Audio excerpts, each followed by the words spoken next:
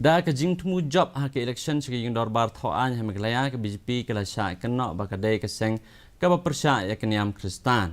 na ka liang Kino khot ka National Executive jong ka seng BJP bat nong mikmat na ka pantor pra constituency uba AL hek ulapan pau ba kinong yalam ka seng kentop ya u lembat us General Secretary Utarun Chak bat UM coba au kilala ikendo yo Archbishop jong ke Shillong bat ban pen pau ba BJP kam Pyrshah ya kino kun Niam lani ke Jaitbynriew red pat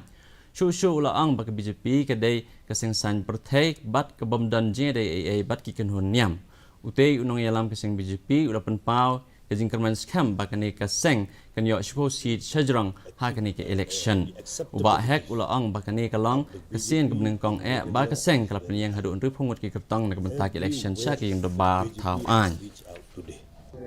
How you saying the BJP is anti-Christian? There's no longer anti-Christians in the BJP today.